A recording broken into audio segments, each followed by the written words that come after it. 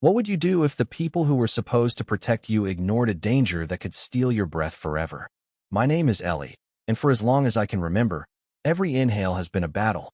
My lungs, fragile as glass, wheezed and tightened with the smallest triggers: dust, pollen, even strong perfume. At 16, I'd grown used to the hospital visits, the inhalers, the nights spent gasping for air while my parents brushed it off as just asthma. They didn't mean to be cruel, I think. They were just distracted. Dad with his endless work calls, Mom with her social clubs. My breathing issues were an inconvenience, a footnote in their busy lives. But when they brought home a cat of fluffy, shedding creature that could send me into anaphylactic shock, I realized their neglect might cost me everything. It started when I was 6. I'd wake up choking, my chest squeezing like a vice. The doctors diagnosed severe asthma and allergies, warning that pet dander was a major trigger. They gave us strict instructions: keep the house clean, avoid animals, monitor my symptoms. I clung to those words, hoping my parents would too. But they didn't. Our house was a mess of dust and clutter, and my pleas for help were met with sighs. "You're being dramatic, Ellie," Mom would say, rolling her eyes. "Just use your inhaler." Dad barely looked up from his laptop. I learned to manage alone, memorizing my triggers, carrying my inhaler like a lifeline. School was my escape, where teachers noticed my pale face and sent me to the nurse. At home, I was invisible. By the time I was 14, I'd stopped begging for their attention. I researched my condition, tracked my symptoms, even vacuumed my room daily to keep the air clean. But the loneliness stung worse than the asthma attacks. I wanted them to see me, to care. I'd overhear Mom gushing about her friend's new puppy or Dad joking about getting a dog. Each time, I'd remind them of my allergies, my voice small but firm.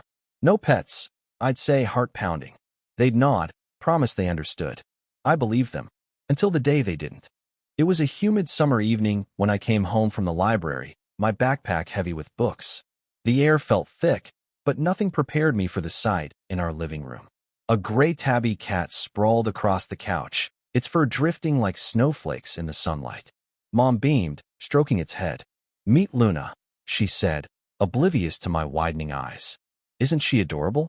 My throat tightened instantly, a familiar burn creeping into my chest. I backed away, fumbling for my inhaler. "You got a cat?" I wheezed, disbelief choking me as much as the dander.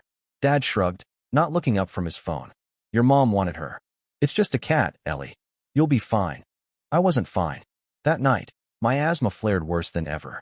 My inhaler barely helped as I gasped, tears streaming down my face. I locked myself in my room, stuffing towels under the door to block the dander. I texted my friend Sarah, who urged me to call 911 if it got worse. But I couldn't. I didn't want to be the problem child again. Instead, I lay awake, listening to Luna's soft purring through the walls, each sound a reminder of how little my parents cared. Days turned into weeks, and Luna's presence became a constant threat. My symptoms worsened: rashes, swollen eyes, attacks that left me dizzy. I begged my parents to rehome her. "She could kill me," I said, voice breaking. Mom's face softened for a moment, but then she sighed. "We love Luna, Ellie. You're overreacting." Dad suggested I stay upstairs, like it was that simple. I felt like a stranger in my own home, my health a sacrifice for their happiness. The breaking point came one night when I collapsed during an attack, my vision blurring as I clawed for air. Sarah, who'd come over to study, called 911. In the hospital, the doctor's words were blunt. "Pet dander is life-threatening for you. This can't continue." Sarah held my hand as I cried, not just from fear, but from the weight of being unheard. When my parents arrived, their faces pale with guilt, I didn't hold back. "You ignored me for years," I said, voice steady despite the oxygen mask. "You chose a cat over my life." Something shifted after that. They rehomed Luna the next week, tearfully admitting they'd been wrong. They started cleaning the house, attending my doctor's appointments, listening when I spoke. It wasn't perfect, but it was a start. I'm still healing, not just from asthma, but from the years of feeling unseen.